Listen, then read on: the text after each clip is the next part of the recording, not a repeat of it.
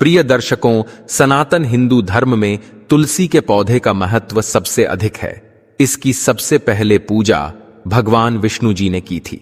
श्रीहरि कहते हैं, जिस प्रकार से देवी लक्ष्मी से वैकुंठ को ऐश्वर्य प्राप्त है, ठीक उसी प्रकार से वैकुंठ में तुलसी के कारण ही पवित्रता प्राप्त है। पृथ्वी लोक पर जिस स्थान पर भी तुलसी का पौधा होगा, उस स्थान पर कभी बुराई का वास नहीं होगा। ऐसा स्थान सबसे अधिक पवित्र होगा। इसी कारण से हमें हमारे घर में तुलसी का पौधा अवश्य ही लगाना चाहिए। तुलसी के पास दीपक जलाने से क्या होता है, आइए जानते हैं इस प्राचीन महान कथा के माध्यम से, जो भगवान श्री कृष्ण ने देवी सत्यभामा को सुनाई है। मित्रों, एक समय की बात है। देवी सत्यभामा भगवान श्री कृष्ण के पास आकर उनसे पूछने लगती है, हे प्रभु, स्वामी, मैं जानना चाहती हूं कि नित्य रूप से तुलसी को जल देने और तुलसी के पास हर दिन दीपक जलाने से मनुष्य को किस फल की प्राप्ति होती है। इसका महात्म्य क्या होता दिया है।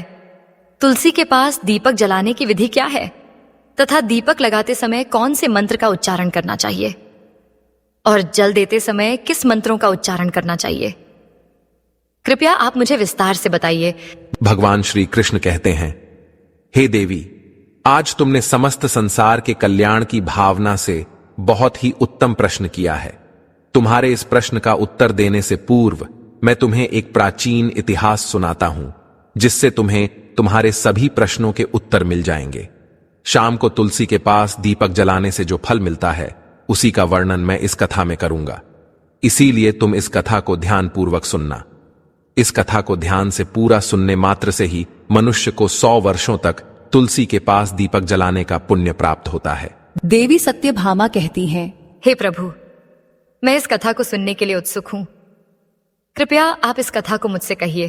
अब मैं इस कथा को ध्यानपूर्वक अवश्य ही सुनूंगी और मेरी मन की जिज्ञासा को शांत कीजिए।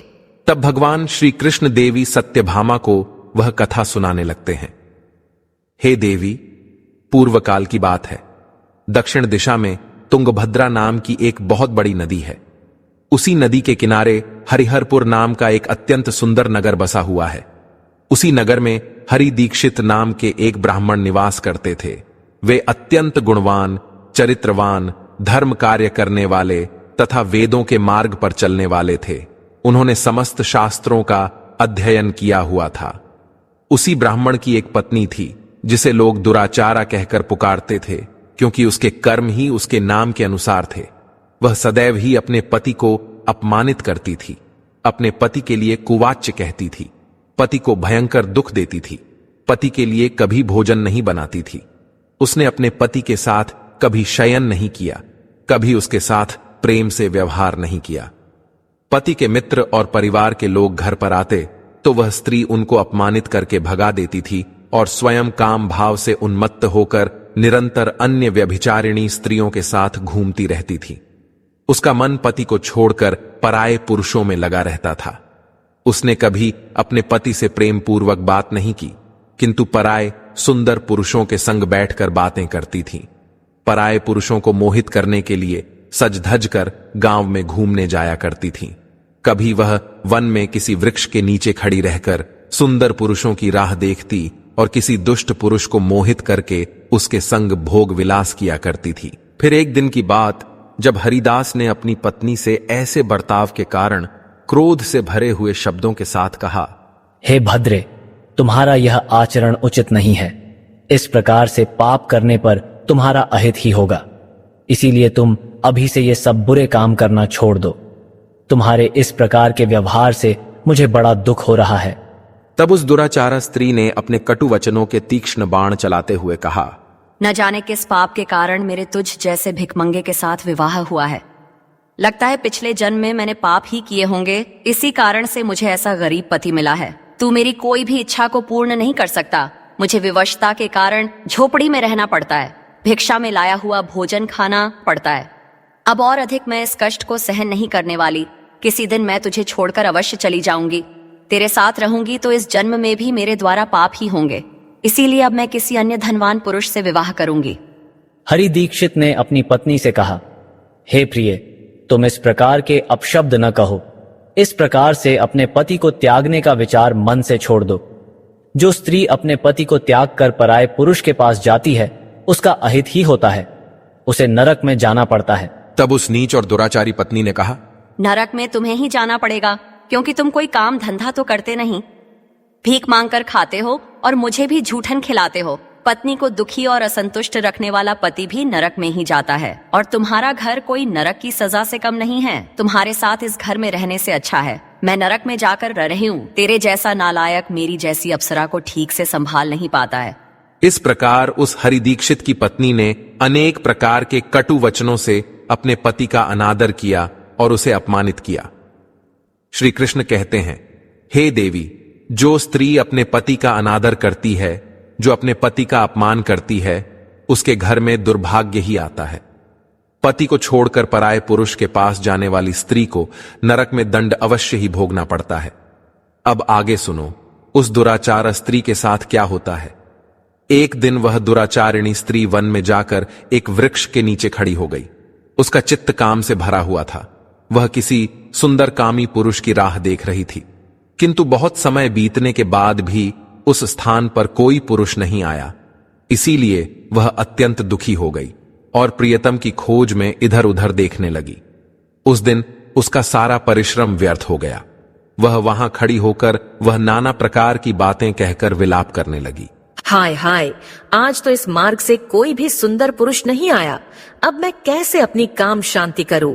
आज की रात कैसे बीतेगी? कौन मेरे इस सुंदर शरीर का उपभोग करेगा? मेरी जवानी और सुंदरता तो अकारण ही नष्ट हो रही है। कोई भी इस सुंदर शरीर को पाने की कामना नहीं करता। अब मैं कहाँ जाऊं? कौन मुझे अपनाएगा? कौन मेरे साथ भोग विलास करेगा? मेरा पति तो मूर्ख है, किंतु अब ऐसा लगता है कि संसार ही मूर्ख पुरुषों से भरा पड़ा है। कोई भी इतनी सुंदर स्त्री को पाने की कामना नहीं कर रहा है। मैं तो इतनी सुंदर हूँ कि देवता भी मुझे पाने की इच्छा करेंगे, लेकिन यह संसार तो पापी और तुच्छ पुरुषों से भरा पड़ा है, जो मुझ अप्सरा जैसी सुंदर स्त्री को दुर्लक्ष्य कर रहा है। हे भगवान, कोई सुंदर बलवान और पराक्रमी नर हो तो उसे मेरे पास भेजिए। चाहे वह मेरा भक्षण भी कर लेगा तो भी मैं प्रसन्नता से उसका आलिंगन कर लूंगी। भगवान श्री कृष्ण कहते हैं, हे देवी, इस प्रकार से वह स्त्री जोर जोर से विलाप करने लगी। उसी जंगल में एक भयानक बाघ निवास करता था। उस पापिनी स्त्री की आवाज सुनकर वह जाग गया और उछलकर उस स्त्री का भक्षण करने के लिए उसके पास आ गया। उस बाघ का नाम था ध्वंसक। ध्वंसक का रूप अत्यंत भयानक था। उसका शरीर काले और नारंगी धारियों से युक्त था, जो जंगल की छाया में घुल मिल जाता था। उसकी आंखें अंगारे की तरह लाल थीं, जो अंधेरे में भी चमकती थीं। उसके जबड़े से लंबे तीक्ष्ण दांत बाहर निकले हुए थे, जो किसी भी जीव को चीरने के लिए पर्याप्त थे। उसकी गहरी गर्जना पूरे वन में गूंजती थी, जिससे आसपास के जीव कांप उठते थे। ध्वंसक की लंबी मजबूत पूंछ उसकी ताकत का प्रतीक थी। वह अपनी मांसल बलिष्ठ टांगों से जंगल में तेजी से दौड़ सकता था। ध्वंसक का पूरा शरीर शक्तिशाली मांसपेशियों से भरा हुआ था, जिससे वह एक ही झपट्टे में अपने शिकार को धराशायी कर सकता था। उसकी नाक से बार बार गर्म सांसें निकलती, मानो वह हर पल अपने अगले शिकार की तलाश में हो। ध्वंसक का एकमात्र लक्ष्य उन पापी और दुराचारी लोगों का भक्षण करना था, जिन्हें उसकी नियति ने उसे सौंपा था। उस भयंकर बाघ को अपने सामने खड़ा हुआ देखकर उस स्त्री के पसीने छूटने लगे। वह भय से थरथर कांपने लगी। वह स्त्री कुछ करती, इतने में ही उस बाघ ने अपने पंजे से उसे घायल कर दिया और वह स्त्री जमीन पर गिर पड़ी। जमीन पर गिरते ही वह स्त्री चिल्लाते हुए बोली, अरे बाघ, तू किस लिए यहाँ पर आया है? मुझे क्यों मार रहा है? मैं यहाँ पर अपने प्रियतम को खोज रही थी। तू मुझे छोड़ दे। मेरा भक्षण करके तुझे क्या मिलेगा? अब उस स्त्री की यह बात सुनकर वह भयानक शेर क्षण भर के लिए रुक गया और हंसता हुआ बोलने लगा, हे दुष्टा, आज विधाता ने तुझे मेरा ग्रास नियुक्त किया है। तुझ जैसी पापिनी स्त्रियों का भक्षण करना ही मेरा काम है, तभी मुझे इस शरीर से मुक्ति मिलेगी। वह स्त्री कहने लगी, हे बाघ, तुम कौन हो? मुझे सच सच बताओ, तुम्हें किस कारण से बाघ होना पड़ा और तुम मुझ जैसी स्त्रियों का भक्षण क्यों करते हो? पहले मुझे सारी बात बताओ और फिर मेरा भक्षण करो। फिर ध्वंसक नाम का वह बाघ कहने लगा, हे पापिनी, मैं तुम्हें मेरे पूर्व जन्म का वृत्तांत सुनाता हूं कि किस कारण से मुझे बाघ होना पड़ा। पूर्व काल में दक्षिण देश में मलापहा नाम की एक नदी है। उस नदी के तट पर एक मुनिपर्णा नाम की नगरी बसी हुई है। उसी नगरी में मैं निवास करता था। मैं एक ब्राह्मण का पुत्र था और नदी किनारे बैठकर यज्ञ आदि कार्य किया करता था। मैंने उस जन्म में अनेक पापियों के लिए यज्ञ किए, उन पापियों के घर का भोजन किया। मैंने धन के लोभ से अनेक पापियों के लिए कार्य किए। जिन वस्तुओं का दान ब्राह्मण को नहीं लेना चाहिए, उन वस्तुओं का दान भी मैंने ग्रहण किया। ऋण लेने के बहाने से दूसरों से धन लेता था, लेकिन कभी वापस नहीं करता था। इस प्रकार से पाप करते हुए मुझे बहुत साल बीत गए और मैं बूढ़ा हो गया। मेरे बाल सफेद हो गए, आंखें सूज गईं, मुंह के सारे दांत गिर गए, लेकिन फिर भी मेरी दान लेने की आदत नहीं छूटी और मैं पाप करता गया। फिर एक दिन मैं धन के लोभ से नदी किनारे गया और अन्य धूर्त ब्राह्मणों के साथ मिलकर हमने लोगों को ठगा। झूठे मंत्र वचन बोलकर हमने बिना विधि किए ही देवी देवताओं का पूजन किया और बहुत सारा धन दान में ले लिया। फिर उसी स्थान पर एक बीमार कुत्ते ने मेरे पैर में काट लिया और मैं मूर्छित होकर गिर पड़ा। उसी क्षण मेरे प्राण चले गए। फिर यम के 2 दूत उस स्थान पर प्रकट हुए और मुझे पकड़कर यमपुरी ले गए। वहां पर यमराज ने चित्रगुप्त से मेरे कर्मों का लेखा जोखा निकालने के लिए कहा। फिर चित्रगुप्त कहने लगे, हे धर्मराज, इस ब्राह्मण ने घोर पाप किए हैं। इसने दूसरों से झूठ कहकर धन लूटा है, विधि से पूजा ना करके झूठे मंत्र बोलकर भगवान का अपमान किया है। इसीलिए यह पापी ब्राह्मण केवल नरक जाने के ही योग्य है। फिर यमराज ने अपने दूतों को आदेश देकर मुझे नरक की अग्नि में डाल दिया। अनेक वर्षों तक नरक की सजा भोगने के बाद मुझे शेर का शरीर प्राप्त हुआ और मैं इस दुर्गम वन में निवास करने लगा। ध्वंसक ने अपनी कहानी को समाप्त करते हुए कहा, अपने पूर्व जन्म के पापों का प्रायश्चित करते हुए मैंने संकल्प लिया कि मैं कभी भी महात्मा, साधु पुरुष या सती स्त्रियों का भक्षण नहीं करूंगा। मैं केवल उन पापियों, दुराचारियों और कुलटा स्त्रियों का ही भक्षण करता हूं जिन्होंने अपने जीवन में अधर्म के मार्ग पर चलकर दूसरों को दुख दिया है। मुझे विश्वास है कि ऐसा करने से मुझे मेरे पापों से मुक्ति मिलेगी और मैं इस शरीर से जल्द ही मुक्त हो जाऊंगा। श्री कृष्ण कहते हैं, हे देवी, इस प्रकार से उस बाघ ने अपने पूर्व जन्म का वृत्तांत सुना दिया और उस स्त्री से कहने लगा, हे पापिनी, तेरे आचरण से तू कुलटा दिखाई पड़ती है। अपने पति को छोड़कर तू इस वन में अन्य पुरुषों के साथ भोग विलास करने के लिए आई है। इसीलिए आज तू मेरा ग्रास अवश्य बनेगी। इतना कहकर उस बाघ ने अपने तीक्ष्ण नखों से उस पापी स्त्री को मारकर उसे खा लिया और फिर वह बाघ उस स्थान से चला गया। उस स्त्री की मृत्यु के बाद उस स्थान पर यम के 2 दूत प्रकट हुए और उस पापिनी स्त्री को उठाकर संयमनीपुरी में ले गए। वहां पर उसे यमराज के सामने खड़ा किया गया। फिर चित्रगुप्त ने उस स्त्री का लेखा जोखा निकालते हुए यमराज से कहने लगे, हे धर्मराज, यह स्त्री तो अत्यंत पापिनी है। इसने घोर पाप किए हैं। इसने व्यभिचार किया है। इसने अपने पति की कभी सेवा नहीं की। अपने पति को भूलकर पराये पुरुषों के संग भोग विलास किया करती थी। उसके पापों को सुनकर यमराज अत्यंत क्रोधित हो गए और उन्होंने उस स्त्री को अग्नि से भरे हुए कुंडों में डालने का आदेश दिया। यमराज के आदेश को सुनकर वह स्त्री अत्यंत भयभीत हो गई और फिर वह दुराचारा स्त्री यमराज से कहने लगी, हे धर्मराज, कृपया मुझे मेरे पापों के लिए क्षमा करें। मैंने यह अनजाने में पाप किए हैं। कृपया मुझे प्रायश्चित का अवसर प्रदान करें। यमराज कहते हैं, हे स्त्री, तुमने जो पाप किए हैं वे निंदनीय हैं। तुम्हारे पापों के लिए कोई प्रायश्चित नहीं है। जो स्त्री अपने पति का त्याग करती है, अपने पति को छोड़कर पराये पुरुष के संग विहार करती है, उसे निश्चित ही नरक में जाना पड़ता है। इसीलिए अब तुम्हें नरक की यातनाएं भोगनी ही पड़ेगी। फिर यमराज ने अपने दूतों से कहा, हे दूतों, इस पापी स्त्री को ले जाओ और इसे भयंकर नरकों में डाल दो, यह उसी के योग्य है। फिर यम के दूत उस स्त्री को नरक में ले जाते हैं। फिर अनेक वर्षों तक उसे जलते हुए तेल के कुंड में पकाया गया। फिर उसे निकालकर रौरव नामक नरक में डाल दिया गया। इस प्रकार से उसे अनेक वर्षों तक अलग अलग नरकों में डाला गया। नरक में कष्ट भोगने के बाद वह महापापिनी स्त्री पुनः पृथ्वी लोक पर आकर चांडालिनी के रूप में उत्पन्न हुई। चांडाल के घर में जन्म लेकर वह फिर से अनेक पाप करने लगी, व्यभिचार करने लगी, अनेक पापी पुरुषों के संग विहार करने लगी। फिर कुछ समय बाद पूर्व जन्म के पापों के कारण उसे कोढ़ का रोग हो गया और वह भयानक पीड़ा सहन करने लगी।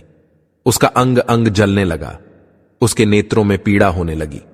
इस दुख को सहन करती हुई वह दिन बिताने लगी। फिर एक दिन वह तीर्थ में स्नान करने के उद्देश्य से अंतपुर में चली गई। वहां पर वह एक आश्रम के बाहर निवास करने लगी। उस आश्रम में एक तुलसी का पौधा था।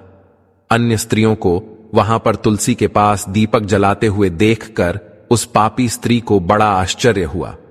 फिर एक दिन वहां पर निवास करने वाले एक साधु से उस स्त्री ने पूछा, हे साधु महाराज, यह कौन सा पौधा है और यह स्त्रियां इसके नीचे दीपक क्यों जला रही हैं? हे कल्याणी, यह अत्यंत पवित्र तुलसी का पौधा है। इसके दर्शन करने मात्र से ही संकटों का नाश होता है। इस तुलसी को जल देने से देवी देवताओं की कृपा प्राप्त होती है तथा इस पवित्र पौधे के पास दीपक जलाने से समस्त पाप नष्ट होते हैं। उस साधु की बात सुनकर उस स्त्री को बड़ी प्रसन्नता हुई और उसने साधु से कहा, हे साधु महाराज, यदि कोई अत्यंत पापिनी स्त्री भी इसके पास दीपक जलाएगी तो उसके पाप नष्ट होंगे क्या? वह साधु कहते हैं, हे पुत्री, यह सत्य है। यदि किसी स्त्री ने घोर पाप भी किए तब भी उसके पाप नष्ट होते हैं। उसके सभी जन्मों के पाप भी तुलसी के पास दीपक जलाने से नष्ट होते हैं। किंतु हे पुत्री, तुम कौन हो और किस कारण से यह प्रश्न पूछ रही हो? वह स्त्री कहती है, हे साधु महाराज, मैं महापापिनी हूँ। मैंने व्यभिचार किया है तथा अनेक प्रकार के पाप किए हैं। मेरे पापों के कारण ही मेरी ऐसी दुर्दशा हुई है।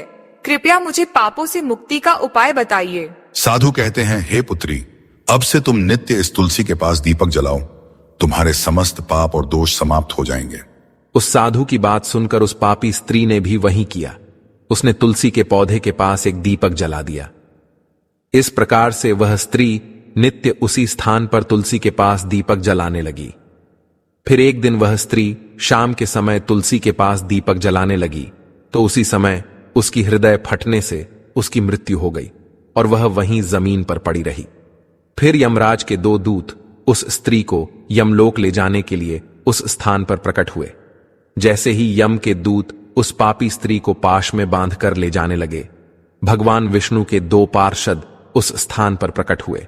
वे दिव्य पार्षद अत्यंत तेजस्वी और दिव्य आभा से युक्त थे। उनके शरीर से स्वर्णिम प्रकाश की किरणें निकल रही थीं, जो चारों ओर का अंधकार दूर कर देती थीं। उनका रूप इतना मोहक और दिव्य था कि उन्हें देखकर किसी का भी मन श्रद्धा से भर जाता। उनके चेहरे पर शांत मुस्कान थी, जो अपार करुणा और दया का प्रतीक थी। उनके वस्त्र रत्न जड़ित और रेशमी थे, जो नीले और सुनहरे रंग में चमक रहे थे, मानो स्वयं वैकुंठ का सौंदर्य उनके व्यक्तित्व में समाया हो। उनके कानों में सुनहरे कुंडल झूल रहे थे, जिनसे दिव्य संगीत की ध्वनि प्रतीत होती थी। उनके माथे पर तिलक और चमकती हुई बिंदी थी, जो उनके दिव्यता का सूचक थी। वे उस स्त्री को अपने दिव्य स्पर्श से मुक्ति का आश्वासन देने आए थे, जिससे उसके सभी पाप नष्ट हो सकें और उसे स्वर्ग की यात्रा का अधिकारी बना सकें। उन पार्षदों ने यमराज के दूतों को रोक लिया और कहने लगे, हे यमदूतों, इस स्त्री को तुम छोड़ दो। यह स्त्री नरक जाने के योग्य नहीं है। तुम किसके आदेश से ऐसा अधर्म कर रहे हो? फिर यम के दूत कहने लगे, हे पार्षदों, हम यमराज के आदेश से इस पापी स्त्री को उठाकर ले जा रहे हैं, किंतु आप हमें किस कारण से रोक रहे हो? यह स्त्री अत्यंत पापी है, इसे नरक में ले जाने की आज्ञा मिली है। यह सुनकर भगवान विष्णु के पार्षद मुस्कुराए और बोले, हे यमदूतों, तुम सत्य बोलते हो, लेकिन इस स्त्री का एक ऐसा पुण्य भी है जो इसके समस्त पापों को मिटा चुका है। क्या तुमने देखा नहीं कि इसने अपने जीवन में संध्या के समय तुलसी के समीप दीपक जलाया है? यमदूतों ने चकित होकर पूछा, हे पार्षदों, क्या केवल तुलसी के समीप दीपक जलाने से इसके समस्त पाप नष्ट हो सकते हैं? भगवान विष्णु के पार्षदों ने गहन दृष्टि से यमदूतों की ओर देखा और समझाया, तुम इस बात को नहीं समझते यमदूतों। तुलसी भगवान विष्णु की परम प्रिय है, और जो भक्त श्रद्धा और भक्ति से तुलसी के समीप दीपक जलाता है वह विष्णु की कृपा का पात्र बन जाता है। संध्या के समय दीपक जलाने का पुण्य अनंत गुना बढ़ जाता है, और यह न केवल उसके पापों को नष्ट करता है बल्कि उसे स्वर्ग का अधिकारी भी बनाता है। इस स्त्री ने सच्चे मन से तुलसी का पूजन किया और दीपक प्रज्वलित किया है, इसी कारण इसके सारे पाप जलकर राख हो चुके हैं। अब यह नरक जाने के योग्य नहीं है। यमदूतों ने अपने हाथ जोड़कर कहा, हे पार्षदों, आप सत्य कह रहे हैं। हमें इसके भक्ति के बारे में जानकारी नहीं थी। यदि यह भगवान विष्णु की प्रिय भक्त है तो इसे हम कैसे नरक ले जा सकते हैं? भगवान विष्णु के पार्षदों ने मधुर स्वर में कहा, इसलिए हे यमदूतों, अब तुम लौट जाओ। इस स्त्री ने तुलसी की सेवा की है, वह उस दीपक की रोशनी में अपने सारे पापों को भस्म कर चुकी है। अब इसे विष्णु लोक में ले जाया जाएगा, जहां इसका स्वागत होगा। यह अब स्वर्ग की अधिकारी बन चुकी है। पार्षदों की बात सुनकर उन यमदूतों ने उस स्त्री को उसी स्थान पर छोड़ दिया और यमलोक लौट गए। वहां जाकर उन्होंने यमराज को सारा वृत्तांत सुना दिया। फिर भगवान विष्णु के पार्षद उस स्त्री को दिव्य विमान में बिठाकर स्वर्गलोक ले गए। भगवान श्री कृष्ण कहते हैं, हे देवी सत्यभामा, इस प्रकार से तुलसी के पास केवल दीपक जलाने मात्र से ही मनुष्य के सभी पाप नष्ट हो जाते हैं। जो स्त्री नित्य शाम को तुलसी के पास दीपक जलाती है वह सौभाग्यशाली बनती है। उसके पूर्व जन्मों के सभी पाप नष्ट हो जाते हैं। उसे सुख समृद्धि की प्राप्ति होती है। रोज तुलसी के पास दीपक जलाते समय इस मंत्र का उच्चारण करना चाहिए, ओम तुलसी देव्यै च विद्महे विष्णु प्रियायै च धीमहि तन्नो वृंदा प्रचोदयात। श्री कृष्ण कहते हैं, हजारों अमृत के घड़ों से नहलाने पर भी श्री हरि को उतनी तृप्ति नहीं होती जितनी वे मनुष्यों के द्वारा तुलसी का एक पत्ता चढ़ाने से प्राप्त करते हैं। 10,000 गोदान से जो फल प्राप्त होता है वही फल तुलसी पत्र के दान से पा लिया जाता है। जो मृत्यु के समय अपने मुख में तुलसी पत्र का जल पा जाता है वह संपूर्ण पापों से मुक्त होकर श्री कृष्ण के धाम जाता है। जब भक्त तुलसी के पास दीपक जलाता है तो उस प्रकाश में निहित ऊर्जा नकारात्मक शक्तियों को नष्ट करती है और सकारात्मकता का संचार करती है। यह आध्यात्मिक वातावरण को शुद्ध करता है और घर में देवताओं की कृपा को आकर्षित करता है। दीपक का प्रकाश अज्ञान के अंधकार को दूर करता है और ज्ञान की ज्योति को प्रज्वलित करता है। तुलसी के पास दीपक जलाने से मनुष्य के भीतर शुद्धता और पवित्रता का भाव उत्पन्न होता है, जिससे उसकी भक्ति और ध्यान की शक्ति बढ़ती है। यह मान्यता है कि जब व्यक्ति तुलसी के पास दीपक जलाकर उसकी आरती करता है तो भगवान विष्णु का ध्यान अधिक सरलता से प्राप्त होता है। यह साधक के मन को स्थिर और शांति की ओर ले जाता है, जिससे ध्यान में एकाग्रता बढ़ती है। तुलसी के पास दीपक जलाने का अनुष्ठान सूर्यास्त के समय करना अत्यंत शुभ माना जाता है। इस समय दीपक जलाकर तुलसी माता की आरती की जाती है और भगवान विष्णु का स्मरण किया जाता है।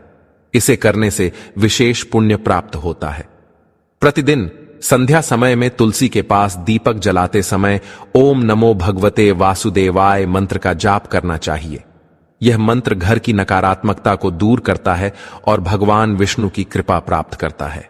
तुलसी के पास घी या तिल के तेल का दीपक जलाना शुभ होता है। घी का दीपक अधिक पवित्र माना जाता है, लेकिन यदि संभव न हो तो तिल के तेल का दीपक भी जलाया जा सकता है। तिल के तेल का दीपक नकारात्मक ऊर्जाओं को दूर करने में सहायक होता है। ऐसा कहा गया है कि जो भक्त प्रतिदिन तुलसी के पास दीपक जलाता है उसे 7 जन्मों तक पुण्य मिलता है और वह कभी भी दरिद्रता का सामना नहीं करता। उसके घर परिवार में हमेशा सुख शांति और खुशहाली बनी रहती है। धार्मिक ग्रंथों में वर्णित है कि तुलसी के पास दीपक जलाने से पितृदोष, ग्रह दोष और काल सर्प दोष जैसी बाधाएं भी दूर हो सकती हैं। इस उपाय से घर में नकारात्मक ऊर्जा का नाश होता है और सकारात्मक ऊर्जा का संचार होता है। तुलसी के पास दीपक जलाने से आत्मा की शुद्धि होती है और यह जन्म जन्मांतर के पापों का नाश करता है। इससे आत्मा को शांति मिलती है और व्यक्ति को सद्गति प्राप्त होती है। यह भी कहा गया है कि यदि कोई व्यक्ति जीवन के अंतिम दिनों में तुलसी के पास दीपक जलाकर भगवान का स्मरण करता है तो उसे मृत्यु के बाद यमदूतों का भय नहीं रहता और उसे सीधे भगवान के धाम में स्थान मिलता है। तुलसी के पास दीपक जलाने से देवी लक्ष्मी का आशीर्वाद मिलता है, जिससे व्यक्ति के जीवन में कभी आर्थिक संकट नहीं आता और हमेशा समृद्धि का वास रहता है। तो दोस्तों, इस प्रकार से भगवान श्री कृष्ण ने तुलसी के पौधे के पास दीपक जलाने का महत्व बताया है। आपको यह कथा कैसी लगी? कृपया कमेंट करके जरूर बताएं। जानकारी अच्छी लगी तो वीडियो को लाइक जरूर करें। कमेंट में जय श्री कृष्ण, जय मां तुलसी जरूर लिखें। साथ ही चैनल को सब्सक्राइब करें। आप सभी का धन्यवाद।